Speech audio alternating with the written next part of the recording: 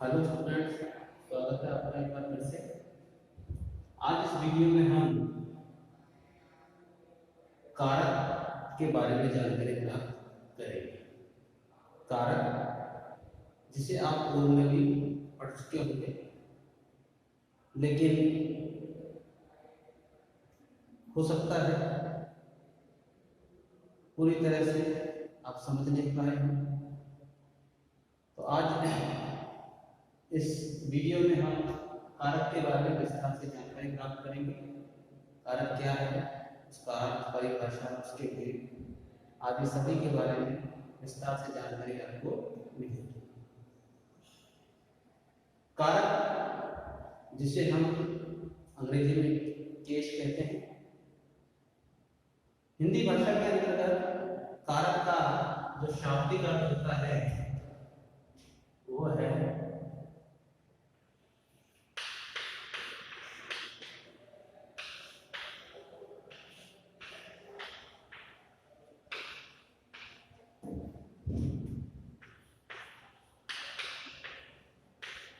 क्रिया को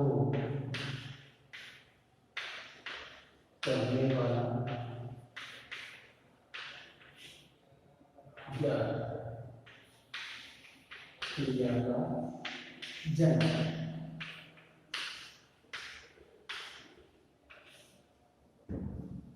कारक का शाब्दिक अर्थ क्रिया को करने वाला या क्रिया का जनक, यानी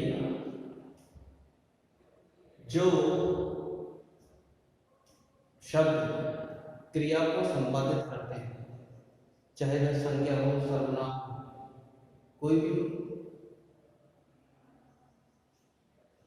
जिनके कारण, जिन शब्दों के कारण वाक्य में क्रिया संपन्न होती है, यदि वे नहीं हो तो क्रिया संपन्न नहीं होगी, तो वो होते हैं कारक।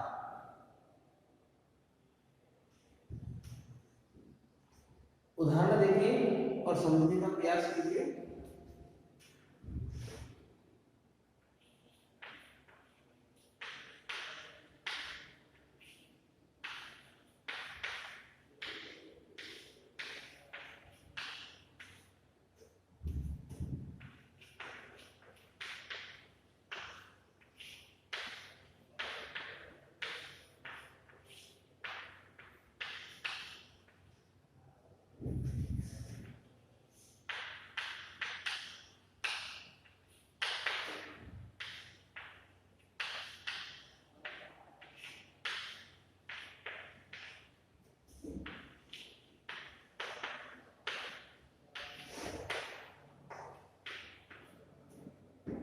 यहां काटता है और दी क्रिया है। ये जो क्रिया है इन शब्दों के कारण संपन्न हो रही है, इनके बिना क्रिया संभव नहीं है। तो ये शब्द क्या है, आइए जानते हैं। तो देखिए, काटने की जो क्रिया है वो कौन कर रहा है? राजेश, यानी ये क्रिया करने वाला, और राजेश क्या है? संज्ञा शब्द, और क्रिया करने वाला है। उसके बाद ये जो क्रिया की जा रही है, किससे की जा रही है? चाकू से की जा रही है। तो चाकू क्या हो गया? माध्यम हो गया, ये भी संज्ञा शब्द है। उसके बाद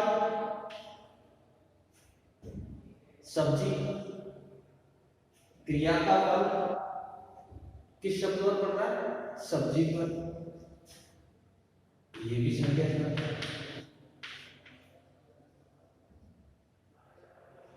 अगर इन शब्दों को हटा दिया जाए तो क्रिया संपन्न नहीं होगी, यानी हम कह सकते हैं कि क्रिया का इन संज्ञा शब्दों से संबंध है।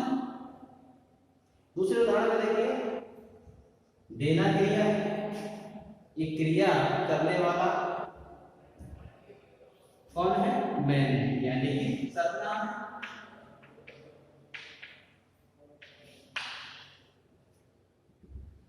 उसके बाद ये क्रिया जो की गई, यानी पुस्तक को देने का जो कार्य हुआ, किसको दी गई? तो यहाँ पर रमेश को, रमेश यहाँ पर क्या दी गई? पुस्तक दी गई।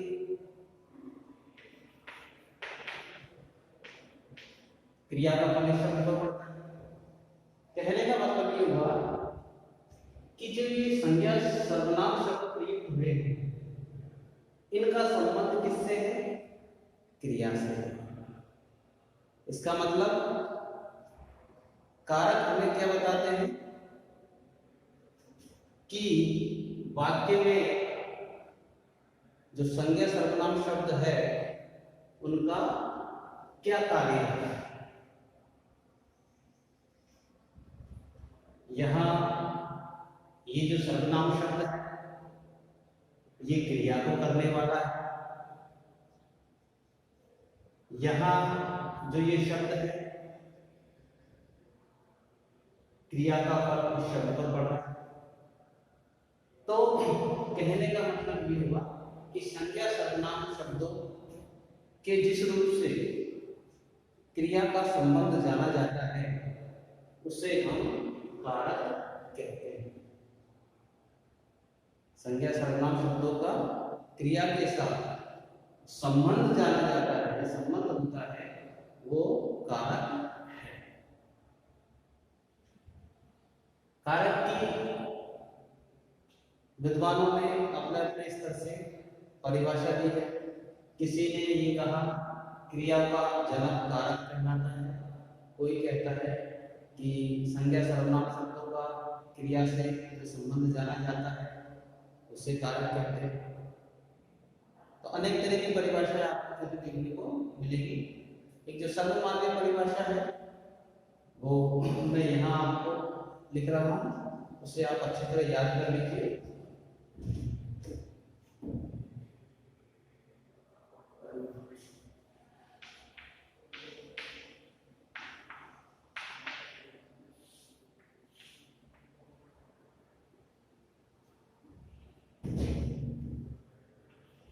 संज्ञा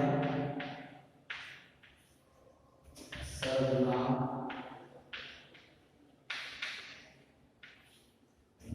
संज्ञा सर्वनाम के जिस रूप से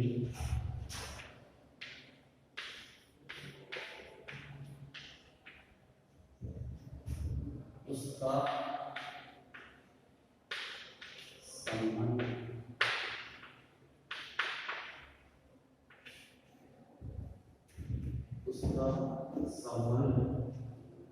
वाक्य के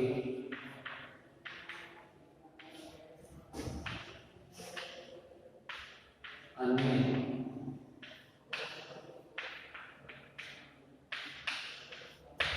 शब्दों के साथ, अन्य शब्दों के साथ जाना जाता है।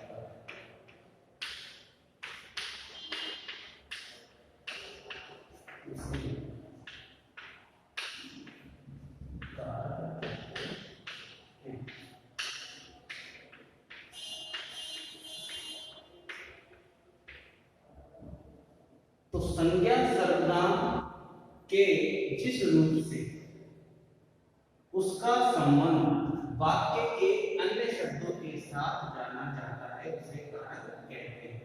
यहाँ अन्य शब्द यानी विशेषकर क्रिया के साथ, क्योंकि संज्ञा सर्वनाम का संबंध किससे होता है? क्रिया से होता है। तो जो संबंध जाना जाता है, जो संबंध प्रकट होता है उसे हम क्या कहेंगे? उसे कारक कहेंगे। संक्षेप में आप ये समझिए कि संज्ञा सर्वनाम शब्दों का वाक्य में क्रिया के साथ में अटूट संबंध। संज्ञा सर्वनाम शब्दों के बिना क्रिया संबंध नहीं हो सकती।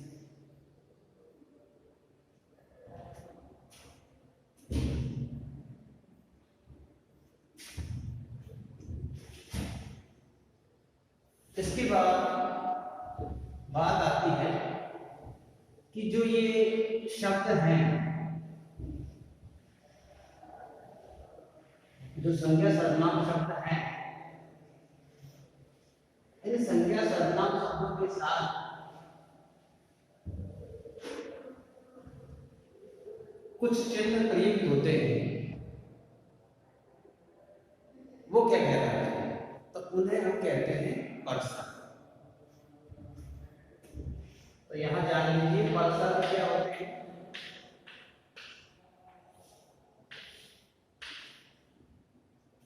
जो शब्दों के साथ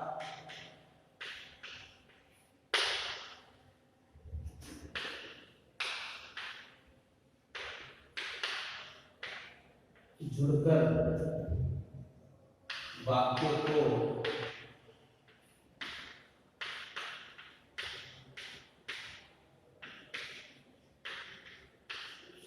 अर्थपूर्ण बनाते हैं,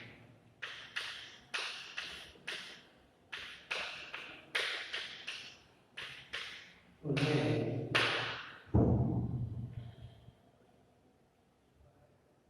परसर कहते हैं।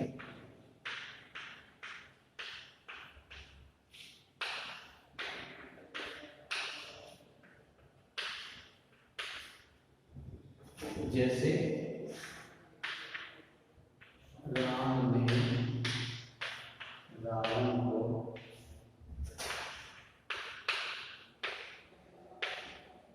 धर्म की रक्षा के लिए मारा।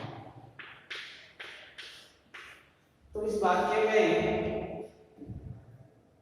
राम के साथ ने जुड़ा हुआ है, रावण संज्ञा शब्द के साथ में को जुड़ा हुआ है, धर्म के साथ में की, और रक्षा शब्द के साथ में के लिए जुड़ा हुआ है। यदि हम इन शब्दों को हटा देते हैं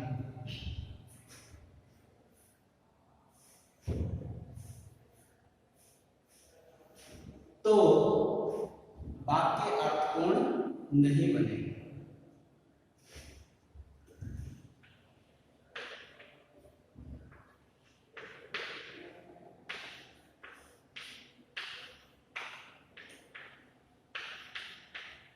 तो ये शब्दांश हैं जो शब्दों के साथ में जुड़े हुए हैं, यही परसर है। संक्षेप में कह सकते हैं कारक चिन्ह जो होते हैं,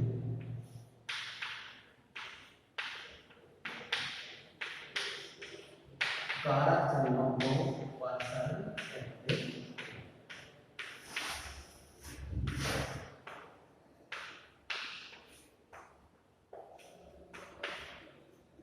जो भी हम कह सकते हैं कारक चिन्हों को परसर कहते हैं।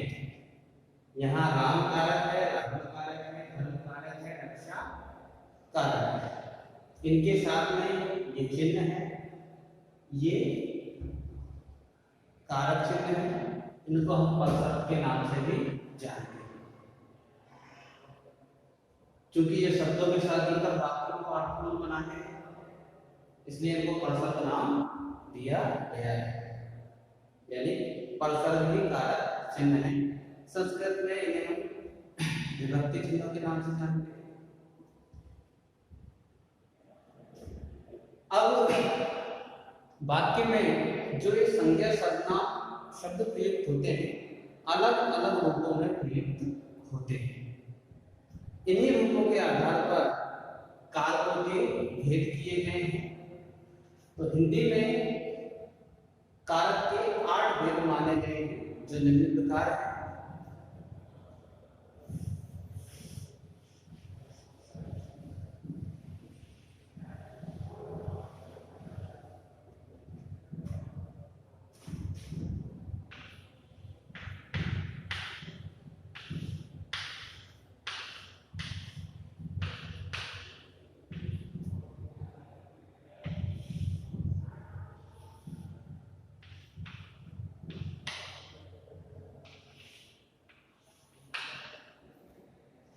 ये 8 बोध कौन कौन से हैं, आइए जानते हैं।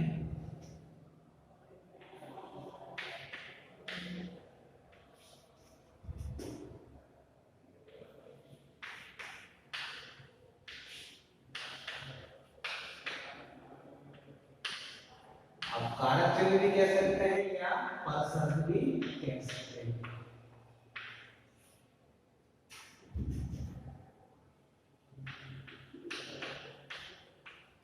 सबसे पहले जो है वो है कर्ता कारक। इसका जो चिन्ह है वो है ने। उसके बाद है कर्ता,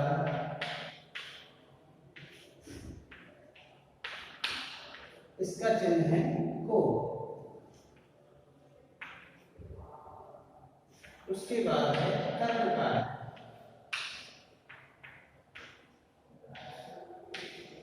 से।